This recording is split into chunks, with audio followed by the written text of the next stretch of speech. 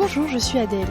Ici, vous découvrirez des voyages qui ont bouleversé la vie et chamboulé les convictions d'hommes et de femmes de tous âges et de tous horizons. Chaque semaine, je reçois un invité qui me raconte en quoi un pays a transformé sa vision du monde ou l'a poussé à quitter un mode de vie qui ne lui correspondait plus. Alors laissez-vous porter par le premier podcast qui raconte une histoire autour d'un voyage. Bienvenue chez les Frenchies autour du monde, le podcast des voyages qui ont du sens.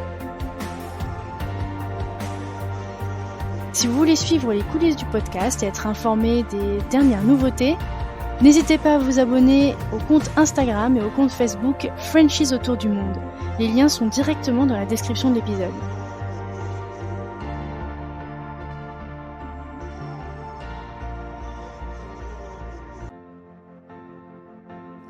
Salut les Frenchies, bienvenue dans cet épisode spécial Saint-Valentin.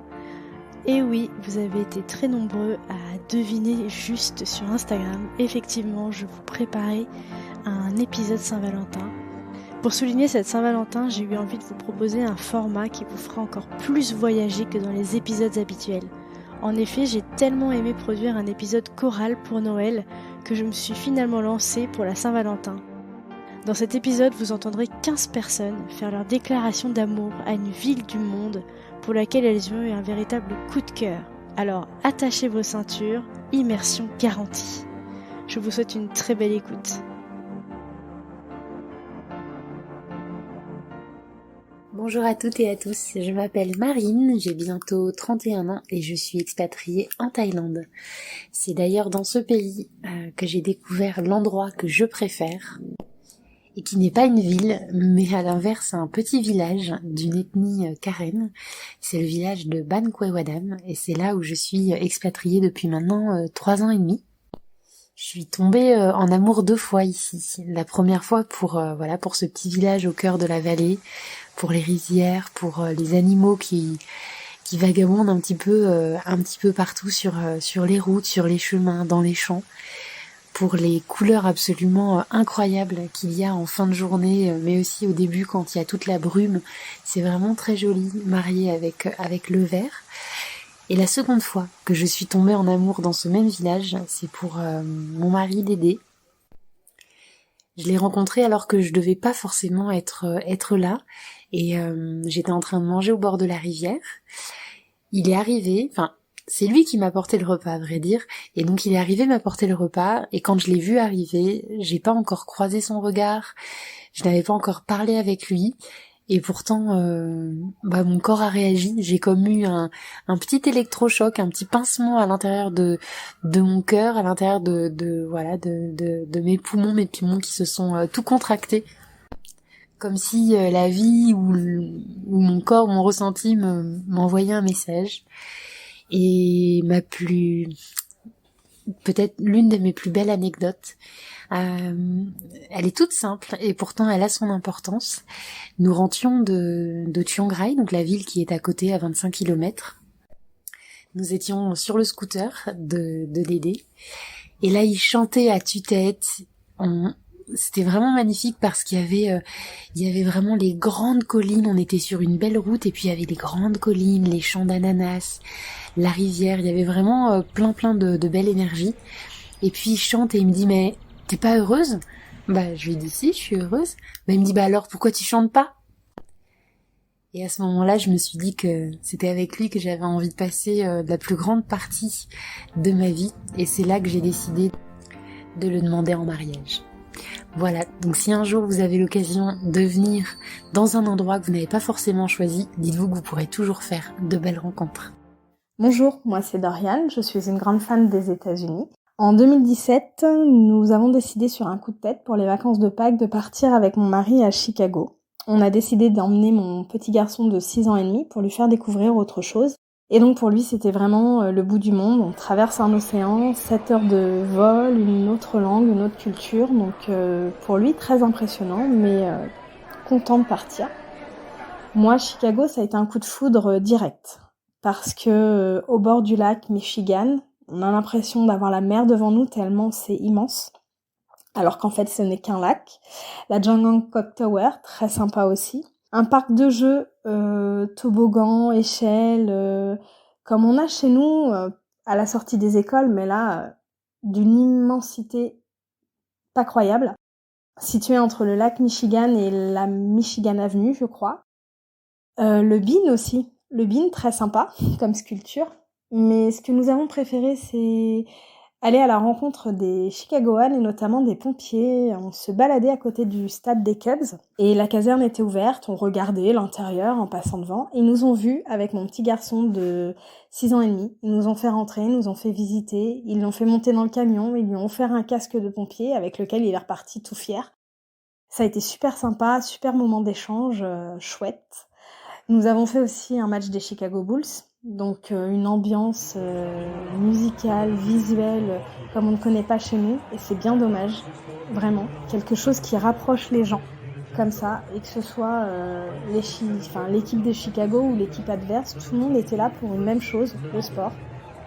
Et à cette période de l'année, à Pâques, nous étions... Donc au 15 avril, nous sommes passés par toutes les températures. On est passé par la neige jusqu'à 23-24 degrés sur la plage, et tout ça en l'espace de 10 jours. Chicago n'est pas aussi touristique que New York ou que les autres villes, et du coup, c'est aussi ce que j'ai apprécié dans ce voyage. Je m'appelle Amy, j'ai 38 ans et je vis à Genève, en Suisse, d'où je suis originaire. Mon coup de cœur, c'est la ville de Dublin, en Irlande, où je suis allée pour la première fois en 2003, à l'âge de 19 ans. J'y suis partie seule en séjour linguistique de 6 mois, et pour moi cette ville, c'est la ville de la liberté et de mon premier voyage solo. Quand je suis arrivée, au tout début du mois de janvier, il faisait un temps magnifique. Je me rappelle avoir traversé la ville avec le taxi qui m'emmenait à mon logement, et j'ai tout de suite aimé les paysages et les bâtiments. J'ai aussi énormément de souvenirs de moments joyeux avec les autres étudiants de l'école, de sorties dans les nombreux pubs de la ville, mais aussi de visites ailleurs en Irlande durant les week-ends. Mais si je ne dois garder qu'un souvenir, c'est ma rencontre avec mon amoureux, et 19 ans après, nous sommes toujours ensemble. Depuis 2003, on est retourné à Dublin à plusieurs reprises, et à chaque fois on a un immense plaisir à y aller, comme si un petit bout de nous-mêmes était resté là-bas, et qu'on retournait à la maison.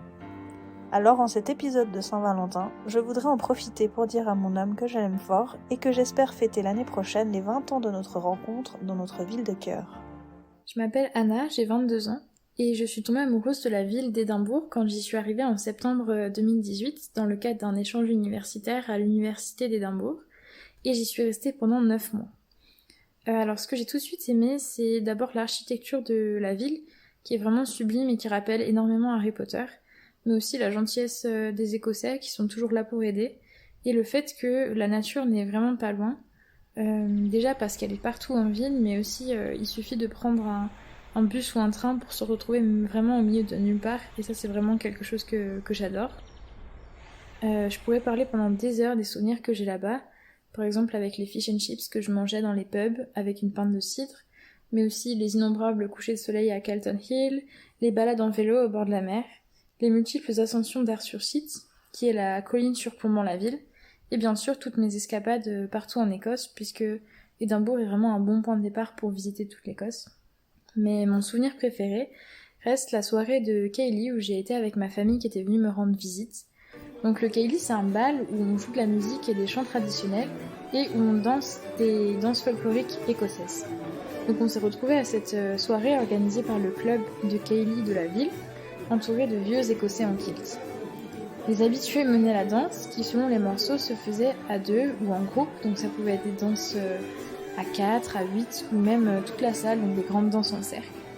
Et c'est vraiment difficile de décrire l'ambiance qu'il y avait et l'énergie qui était vraiment folle, mais je me rappelle m'être sentie vraiment vivante et surtout avoir ri aux éclats parce qu'on ne comprenait pas comment faire les danses, même si certains Écossais s'évertuaient à nous expliquer comment faire. En tout cas, j'en garde un souvenir incroyable comme un moment de partage et de découverte de la culture écossaise. Alors, moi, c'est Anne-Sophie, j'ai 33 ans, et je suis tombée amoureuse, enfin, on est tombé amoureux avec mon mari de la ville de Grenade, en Andalousie. On était en août 2019. On a décidé de partir en vacances en Espagne, parce qu'on aimait bien l'Espagne, et puis on voulait faire un peu le tour du pays. Et on a décidé d'aller visiter Grenade, et ça a été un gros coup de foudre, en fait. On a adoré les paysages, il y a la montagne, pas loin il y a la mer, et c'était un truc de fou quoi.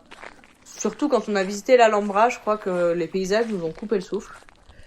Et du coup, on y est retourné 3 années de suite, 2019, 2020, 2021.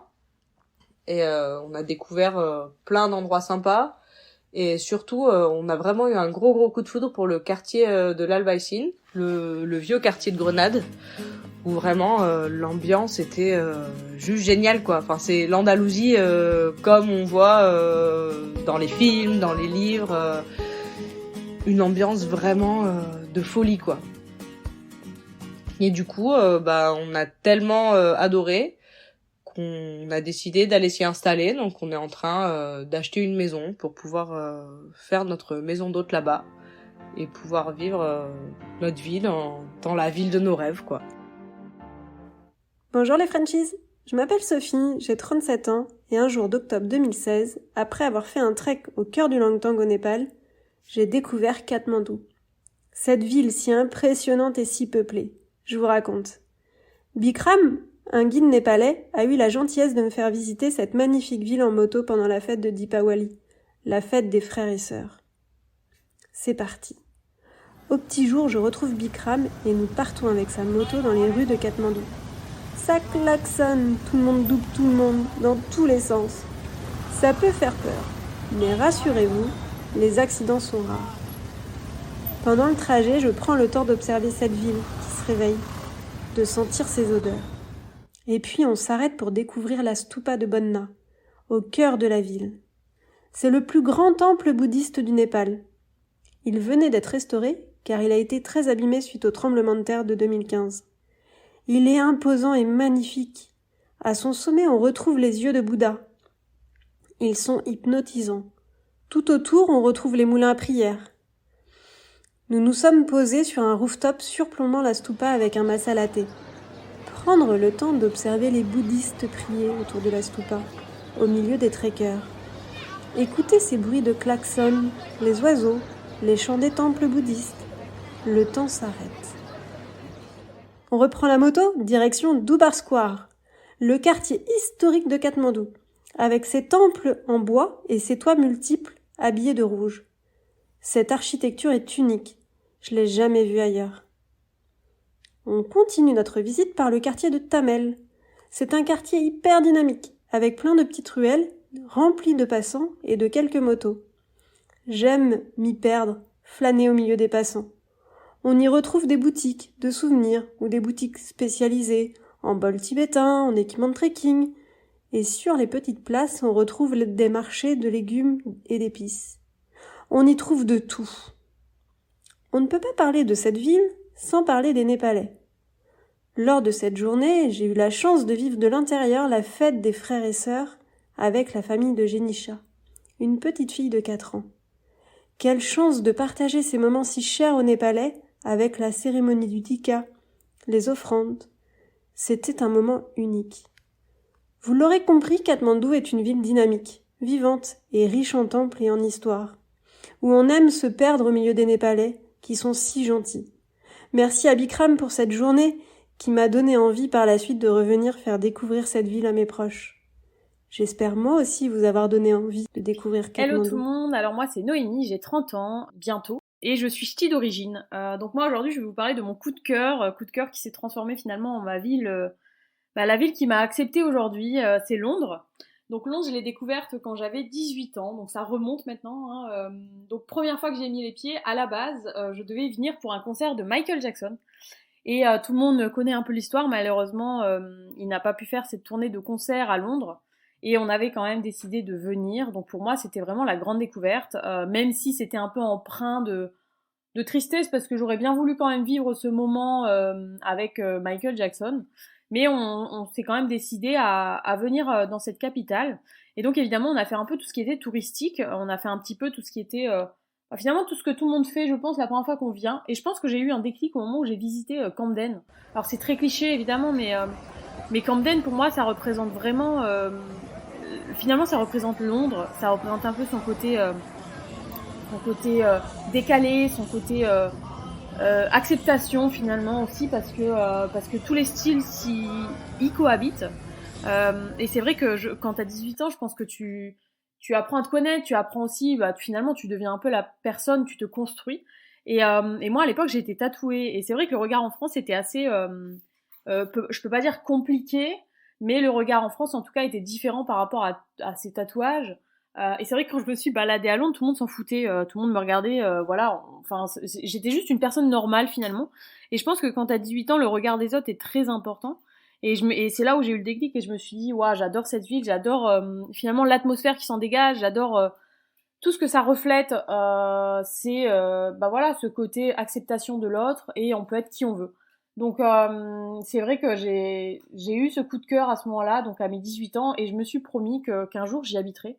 Un rêve un peu de jeune fille, finalement, parce qu'on se dit, bon ben, on a 18 ans et on rêve de ça, est-ce que ça va se faire un jour? Et en fait, j'ai eu la chance, au détour d'une conversation, qu'on me propose un job à Londres. Et me voilà 10 ans après. C'est un peu un coup de chance finalement, un peu un coup du hasard. Et donc ça fait maintenant 2 ans que j'y habite. Gros coup de cœur pour cette ville, j'y suis encore plus heureuse maintenant que j'y vis, pour être honnête, parce que pour moi ça représente beaucoup de choses. C'est un rêve bah voilà, d'adolescente, et au-delà de ça, c'est une ville que j'apprécie énormément, où je me sens vraiment bien. J'aime toute cette ville, c'est vraiment une ville, je trouve, qui est très accueillante, très touristique évidemment, mais elle est tellement étalée, tellement grande, qu'on s'y sent vraiment bien, et pour rien au monde j'ai envie d'échanger aujourd'hui ma place, et je suis très heureuse de ce coup du hasard et d'aujourd'hui y vivre depuis maintenant 2 ans. Hello, je m'appelle Claire, j'ai 27 ans et la ville que j'aime par-dessus tout, c'est Montréal, où j'habite depuis septembre 2020. Et ce qui est assez marrant, c'est que j'y étais jamais venue avant de directement venir y vivre. J'avais jamais fait de voyage, mais je sais pas pourquoi, je sentais que la ville allait me plaire, et je me suis pas trompée parce que je m'y sens très bien et j'ai vraiment envie d'y rester. Ce qui m'a tout de suite plu, c'est le fait qu'on a tous les avantages d'une grande ville à Montréal. Ça veut dire qu'il y a toujours des choses à faire, même si j'ai jamais connu Montréal sans Covid. Mais voilà, il y a toujours des choses à faire, des événements. Si on a envie de manger une nourriture en particulier, on peut la trouver, on peut vraiment tout trouver, parce que voilà, c'est une très grande ville.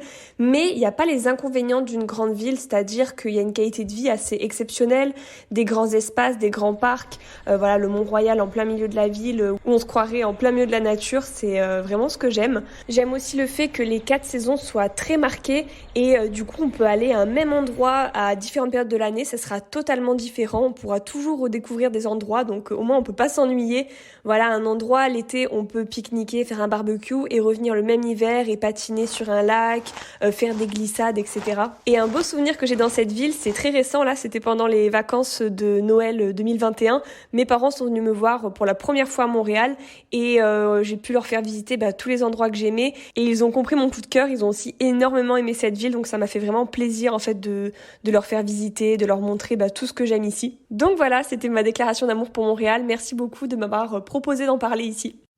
Bonjour à tous, je m'appelle Anaïs, j'ai 27 ans et la ville que j'aime par-dessus tout, c'est la Nouvelle-Orléans. J'ai découvert la Nouvelle-Orléans pendant ma première expatriation aux États-Unis en tant qu'étudiante d'échange, mais déjà avant de partir, j'avais déjà en tête d'aller visiter cette ville parce qu'elle me fascinait. Comme je suis partie avec une très bonne amie de ma promo et que ses parents sont allés la voir pendant les vacances de Thanksgiving justement pour faire un road trip du Missouri, là où on étudiait, jusqu'en Louisiane, j'ai pu me joindre à eux. Et c'était vraiment magique, c'était tout ce que j'en attendais et même plus. C'est d'ailleurs pour ça qu'après j'y suis retournée 4 fois, que à chaque fois que je pars, je planifie toujours de revenir, et c'est aussi pour ça que mon chien s'appelle Nola pour New Orleans, Louisiana. Ce que j'adore le plus dans cette ville, c'est vraiment l'ambiance et la sensation qu'elle te donne. Je ne suis pas une grande fêtarde, mais quand tu marches dans les rues du quartier français, que tu vois les gens défiler en costume et que tu écoutes la musique de jazz sur Jackson Square, tu te sens vraiment inclus et en harmonie avec le lieu. Il y a une citation de Drew Brees, l'un des quarterbacks de l'équipe de football des Saints, que j'aime beaucoup et qui dit que quand on va à la Nouvelle-Orléans, c'est comme si une partie de nos chromosomes se réparait, que certaines personnes appartiennent à la Nouvelle-Orléans et que si tu aimes la Nouvelle-Orléans, alors elle t'aimera en retour. Et c'est vrai, je me retrouve tellement dans ces paroles. L'un des plus beaux souvenirs que j'ai de la Nouvelle-Orléans était lors de mon 2e voyage là-bas. C'était le jour de la Saint-Patrick, et avec mes 3 amis, on a commencé la journée au parc Jean Lafitte, qui est le bayou le plus proche de la Nouvelle-Orléans. Et donc nous avons fait un tour en barque dans les marécages pour aller voir les alligators dans leur habitat naturel. Et c'était super car l'homme qui tenait la barque était un Cajun de la Louisiane. Donc il parlait le français cajun. Ça donnait vraiment un aspect authentique à la balade. Et en plus de ça, il faisait son propre alcool et ce qu'on appelle en anglais le moonshining. Et donc à la fin de la balade, il nous a fait goûter un verre de son alcool. C'était absolument immonde et beaucoup trop fort, mais c'était vraiment une expérience unique et inoubliable. Le soir justement de ce jour de la Saint-Patrick, on a pu assister à la parade de la Saint-Patrick, puisque la Nouvelle-Orléans est très connue pour ses parades. Quelles que soient les fêtes, il y aura toujours des parades à la Nouvelle-Orléans. Et donc voilà, nous avons assisté à cette parade et ensuite, une fois que la parade était terminée, nous sommes allés dans le quartier Frenchman Street, qui est justement une rue plus authentique, je dirais, et il y a plein de bars de jazz dans cette rue. Donc voilà, nous avons terminé la soirée en allant danser dans un bar de jazz et c'était vraiment vraiment génial. Et à chaque fois que je me remémore cette journée, je suis obligée de sourire. C'était vraiment génial. J'en conseille vraiment à tout le monde d'aller visiter la Nouvelle-Orléans. Hello tout le monde, alors moi c'est Laetitia, j'ai 34 ans et je voulais vous parler de ma ville préférée, ma ville coup de cœur, New York. Depuis toute petite, c'est une ville qui m'attire beaucoup, qui me fascine. Son histoire, son succès, son énergie, sa beauté ont toujours éveillé en moi ma curiosité. J'ai réalisé mon rêve d'y aller en février 2020 et franchement c'était comme je l'ai toujours imaginé. Je trouve que New York, c'est une ville qui est vivante, lumineuse, charmante aussi. Pour moi, c'est un véritable coup de cœur. Un coup de foudre, je dirais même. J'aime vraiment beaucoup son charme, en fait. Je trouve que c'est une ville au charme fou. Et ce que j'adore par-dessus tout, c'est les différentes architectures. C'est dingue parce qu'on peut retrouver une petite église en pierre comme ça qui date de beaucoup d'années entre deux grands buildings énormes et hyper modernes et je trouve ça magnifique. J'aime bien aussi les quartiers. Chaque quartier t'emmène dans une atmosphère et une ambiance complètement différente et je trouve ça dingue et c'est ce que j'aime beaucoup dans cette ville. Mon meilleur souvenir, vous allez rigoler, c'est évidemment les cheesecakes de chez Juniors, les cheesecakes de chez Ellen's aussi, et évidemment mon cookie préféré au monde, celui de chez Levain Bakery. Je suis trop gourmande, je sais, mais vraiment c'était des choses que je voulais absolument goûter à New York et je vous le conseille si vous y alliez un jour. J'ai beaucoup de souvenirs dans cette ville. J'ai adoré aussi, c'est faire la tournée des lieux cultes de mes séries préférées, Friends, Gossip Girl et Une nounou d'enfer. J'ai trop aimé. Ce que j'ai adoré aussi, c'est les balades dans Central Park et la traversée du Brooklyn Bridge. Voilà. Et j'ai un merveilleux souvenir. J'ai eu la chance de pouvoir faire la Saint-Valentin, en amoureux évidemment, dans cette magnifique ville. Voilà. Il me tarde qu'une chose, c'est d'y retourner très vite parce que c'est vraiment ma ville coup de cœur. Donc je m'appelle Christy, j'ai 35 ans et la ville que j'ai le plus kiffé de tous mes voyages, c'est Prague, en République tchèque. Je l'ai découvert il y a 2 ans, un peu plus de 2 ans, c'était en janvier 2020. Donc le dernier voyage avant la frustration de ne plus pouvoir voyager à cause du Covid. Donc forcément, ça m'a un peu marqué. Et ce qui m'a tout de suite plu là-bas, c'est l'architecture de cette ville qui est magnifique, hein. C'est vraiment l'architecture des villes du nord de l'Europe. J'ai trouvé ça multiple et en même temps grandiose. En fait, c'est vraiment très joli. Et également le fait qu'il y ait une rivière. Parce que j'aime beaucoup les villes où il y a des rivières qui traversent. J'aime bien voir les différents méandres et les différents points de vue qu'on peut avoir depuis un pont ou depuis un parc quand il y a de l'eau entre les deux. Je trouve ça super chouette. Un beau souvenir dans cette ville, donc évidemment il y en a eu plein, mais si je devais en garder qu'un, ce serait celui du jardin botanique. Donc j'étais avec mon copain, on l'a visité ce jardin, donc c'est à peu près à 40 minutes de bus du centre-ville. Et donc déjà c'est chouette parce qu'on s'éloigne voilà, un peu du tumulte de la ville, quoi. Et en fait, c'est très beau, c'est très vert. Et là, on voit que la rivière, elle a encore plus de méandres, donc c'est super joli. Et puis on a un beau point de vue parce que c'est sur une colline. Et un souvenir super chouette dans ce jardin botanique, c'est que il y a un vignoble conservatoire. Et avec beaucoup de chance, on avait une très belle journée et le bar de ce vignoble qui était ouvert. Donc on a pu goûter un cépage de République tchèque. Et d'ailleurs, j'ai appris à ce moment-là qu'en République tchèque, il y avait du vin. Ils faisaient du vin là-bas et j'étais agréablement surprise de pouvoir le goûter. Donc ce beau souvenir de déguster un petit verre de vin blanc en début d'après-midi sur une terrasse ensoleillée avec une chouette vue sur la ville. Allô, moi c'est Sylvana, j'ai 30 ans et ma ville coup de cœur est Québec. Alors j'ai découvert cette ville en juin 2019 lors de notre arrivée sur le sol québécois avec mon mari et mes 2 enfants. J'ai tout de suite été charmée par cette ville fortifiée par son architecture, l'ambiance qu'elle dégage, ses petites échoppes à chaque coin de rue, son côté rustique avec le vieux Québec, le château Frontenac, et en même temps moderne avec ses quelques buildings et ses centres commerciaux. J'adore évidemment ses activités diverses et variées qu'on peut pratiquer tout au long de l'année. Sa proximité avec la nature, on dénombre une multitude de parcs, mais aussi son côté culturel avec son histoire, ses nombreux musées.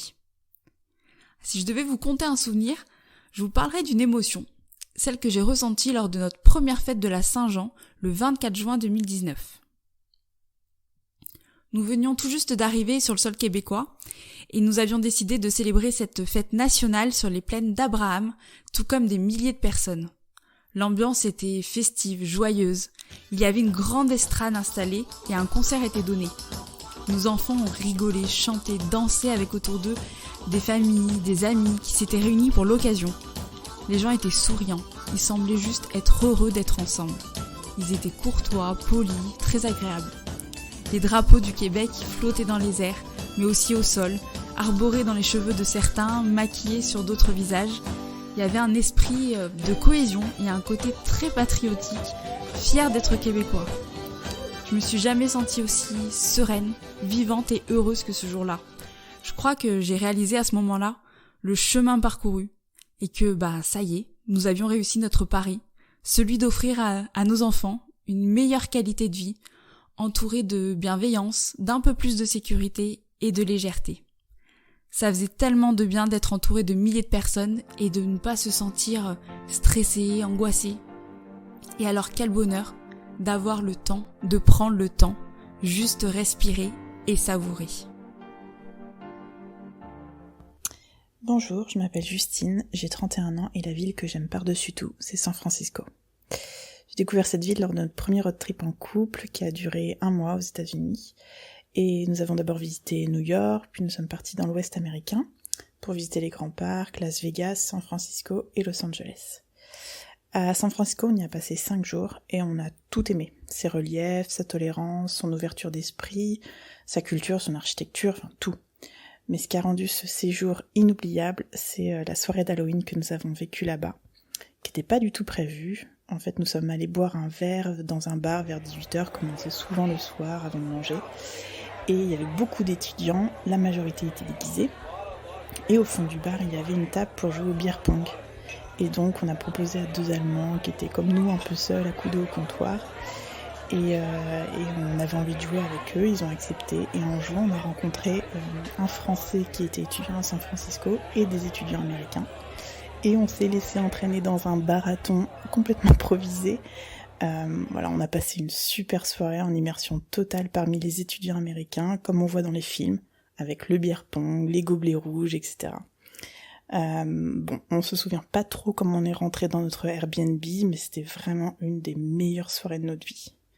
Et pour la petite histoire, on partait le lendemain vers Los Angeles, en passant par la route mythique de Big Sur. Et j'ai dormi sur tout le trajet, donc je n'ai rien vu du paysage. C'était vraiment la grosse déception du voyage. Mais je regrette pas du tout parce que c'était vraiment une soirée exceptionnelle. Bonjour tout le monde, je m'appelle Charlotte, j'entre dans la trentaine cette année. L'endroit cher à mon cœur, ce n'est pas une ville mais une île, l'île de Saint-Barthélemy, souvent connue sous le nom de Saint-Barth. J'ai découvert cette île située dans les Antilles françaises il y a environ 10 ans lors d'un voyage en famille. Et j'ai tellement eu le coup de cœur que j'y suis retournée en 2015 avec une amie pendant presque 1 an pour y travailler. Saint-Barth, c'est magnifique, de par son côté sauvage, simple mais luxueux à la fois. De nombreux souvenirs me viennent en tête, notamment les précieuses amitiés que je me suis faites là-bas, mais aussi le panorama des levées de soleil au-dessus du lagon. C'était digne de carte postale et ça valait la peine de se lever à 5h du matin pour aller travailler. J'aime tellement cette île que le prénom de ma grande fille, Eden, est un clin d'œil à l'hôtel l'Eden Rock, situé selon moi dans la plus belle baie de l'île, la baie de Saint-Jean.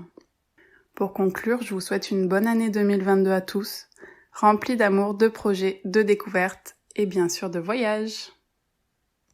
Bonjour, moi c'est Astrid Moulin, je suis française, j'ai grandi dans le sud-est de la France, dans le beau département de l'Ardèche et je vis à Toronto au Canada depuis 2014.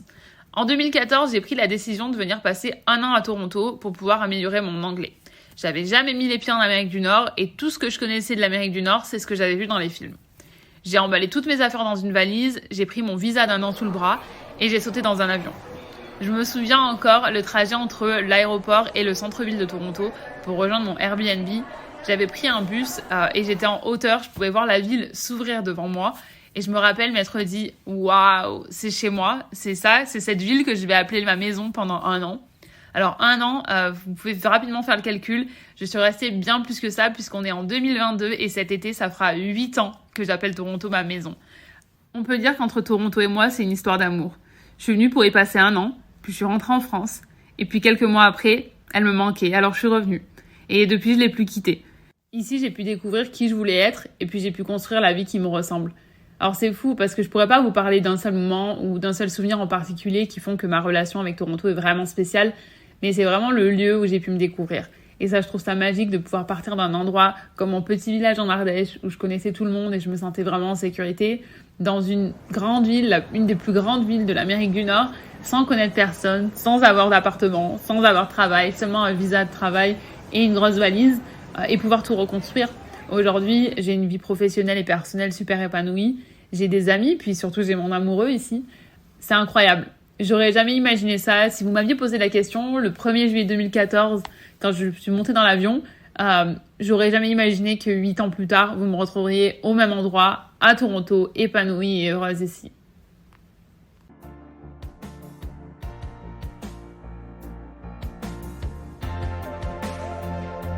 C'est la fin de cet épisode, mais j'ai encore besoin de vous.